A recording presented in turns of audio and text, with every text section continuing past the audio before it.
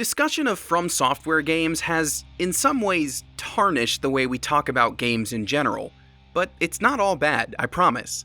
There are lots of games that happily borrow from Dark Souls, Bloodborne, etc., and it works to their benefit. I'm particularly fond of Nioh, and Salt and Sanctuary was a great 2D take on the colloquial Souls-like subgenre. That was the whole point of making it. Back in 2016, James Silva, founder of developer Ska Studios, told PS4blog.net, quote, "I'd heard it said that Dark Souls is the first true 3D Castlevania, and I started wondering what a game that tried to meet the formula halfway in the other direction would look and play like. Now that the sequel, Salt and Sacrifice, is out, I wanted to take a look at how a game can borrow from Souls, but still have its own identity, among the many, many clones that are out there. Here's how Salt and Sacrifice borrows from the best.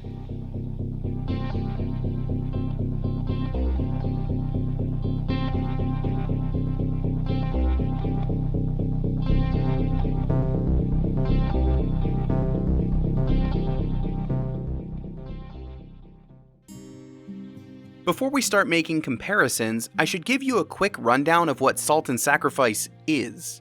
Here to help me do that is a very special guest, because when you're talking about salt on the internet, there's only one person who— Hey, how you doing? I'm Salty Brett. Salt Bay had a prior engagement and I'm the next best thing. I got my salt grinder and my sunglasses, so let's do this thing, huh? Well, you're not quite the same, but I guess that's sort of a metaphor for this whole video. That's right, Salty Brett is his own man, who may or may not look like a Garbage Pail Kid version of a certain internet celebrity. Right, so Salt and Sacrifice.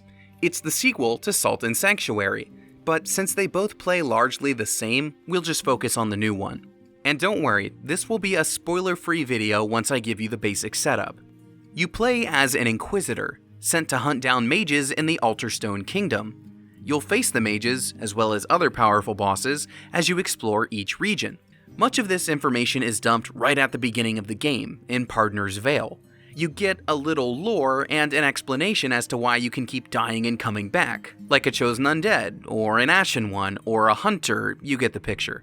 From there, you're free to start exploring the hub world, and that's a great place to keep making comparisons. This is the Nexus. It holds together the northern land of Boletaria. Pardner's Vale can be favorably compared to Demon Souls Nexus, Dark Souls 1's Firelink Shrine, and so on. It's a central zone where NPCs meet, a place to speak with others who share your fate, and a gateway to other realms. Faction NPCs gather here once you locate them in the outside world, letting you choose a team for co-op in the same way you would with FromSoftware's many covenants.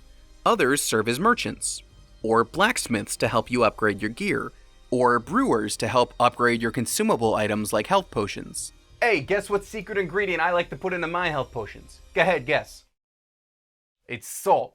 Even in this small hub zone, Salt and Sacrifice finds ways to differentiate itself. For one, its level up system is completely different, offering a sprawling skill tree as opposed to individually increasing stats. The other NPCs at their various upgrade stations work differently too. Most FromSoftware games have a limited use healing item that replenishes every time you rest. Salt and Sacrifice does this for healing drinks, fire bombs, poison bombs, antidotes, and more. Work with the Potion Master, and you can upgrade your capacity for all of those, plus get more ammo for your ranged weapon of choice. Warpsmith Zachiel can help boost your weapons and armor, and while this does consume materials like a Dark Souls blacksmith would, it's distinguished by tiers. Every piece of armor you get, every weapon you obtain, they're all ranked from class 0 to 5. If you haven't unlocked the ability to use them, you're stuck with your current class. There's no option to awkwardly wield a sword or shield you're too weak to use proficiently, like in Souls games.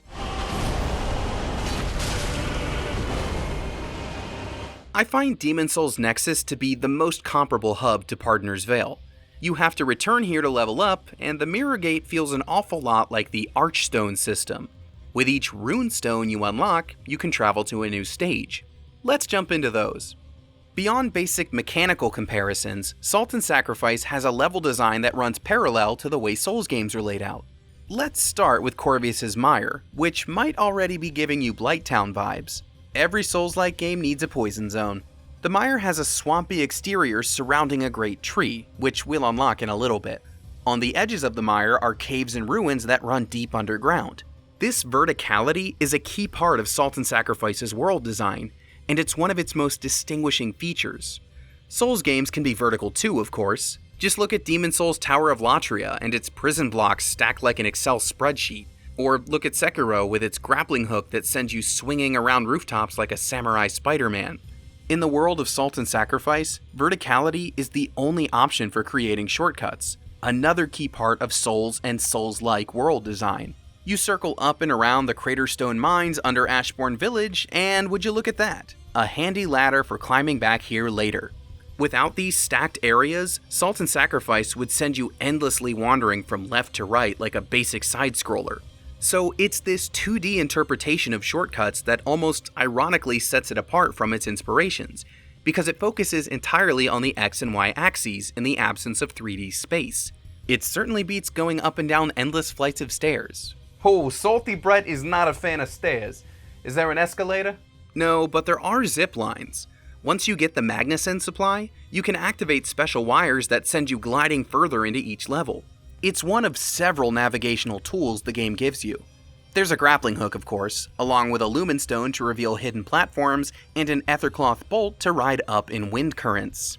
Before getting any of these, you'll have to rely on wall jumps, which can send you up some pretty tall shafts, Super Mario 64 style.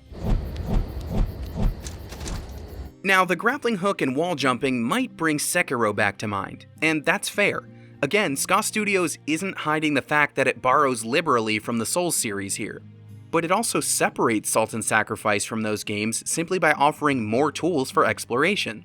Each of the ones I mentioned are found in a different level, so you'll almost never be able to see 100% of a stage on your first visit. Those tools don't just serve as shortcuts to get back to a higher platform or zip over to a checkpoint. They incentivize you to go deeper, to see every corner of the stage. You might find a whole new zone, a key item, or even a big old boss. Yeah, let's talk about combat.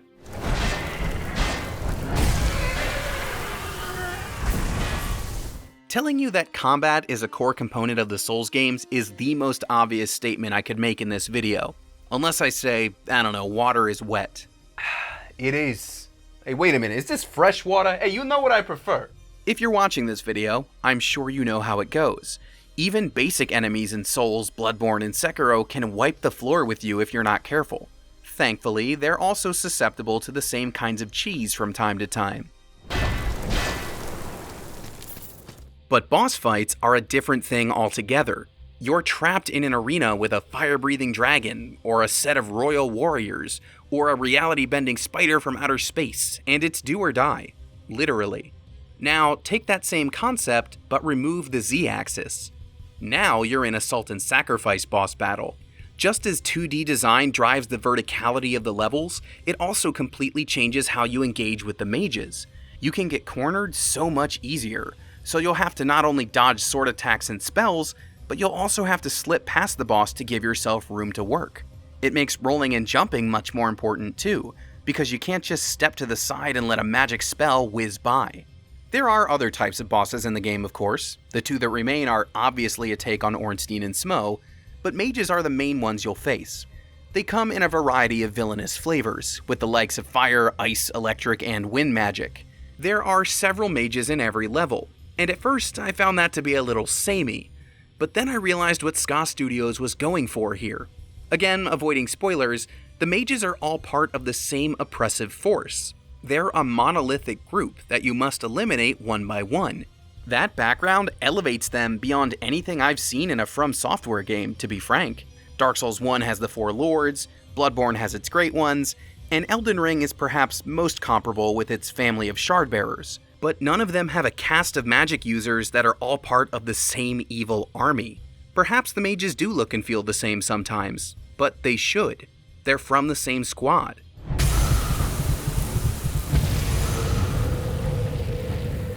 Tracking down each mage sends you zigzagging across the various levels, which serves as a great way to get acquainted with the layout. It's a smart combination of combat and exploration that unites two of Salt and Sacrifice's greatest strengths. In fact, every level has a series of doors sealed by the mage's power, forcing you to defeat them to open the path forward. Remember that big tree in the middle of Corvius's mire? Defeat enough mages and you can go inside, where you'll find a big vertical climb and a boss way up above. To reiterate, this is where the combat and exploration come together to guide you through the stage. What's more, you can replay certain hunts and face clones of the mages, much like how a bonfire ascetic in Dark Souls 2 lets you face bosses in a rematch. In all of these ways, the combat influences in Salt and Sacrifice are clear, but the 2D plane and thematic nature of the mages really makes it stand out. Okay, yeah, I think I get it now. I'm obviously based on Salt Bae, but Salty Bread has certain characteristics that make him his own man. For example, my restaurant is much cheaper. Also, I am two-dimensional as well. My family immigrated from Flatland after the First World War. Yeah, you get it. Salt and Sacrifice makes no apology for where it got its inspirations, just like its predecessor. Nor should it. This game looks at what makes the Souls series tick, borrows the best of it, and takes those things in its own direction. Funny enough, it owes a lot of this to what it takes away, the third dimension. Salt and Sacrifice's 2D nature drives the layout of its levels, the shortcuts you find along the way, and the tools you use to get around it. It also affects how boss battles work, and the mages you most often face compose an enemy force that you're determined to take down one by one. Even basic features like leveling up your character and upgrading your gear get their own spin.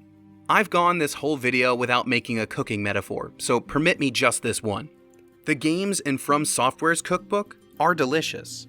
Salt and Sacrifice takes many of the same ingredients and repurposes them for something fresh and exciting. That's a tasty recipe.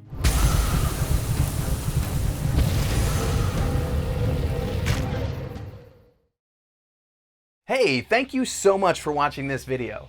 If you like what Framework is doing, definitely hit that subscribe button in the middle. It would help me out an awful lot if you do. And if you want to see what we've already cooked up, you can hit that link on the far left. Thanks for watching, and I'll see you next time.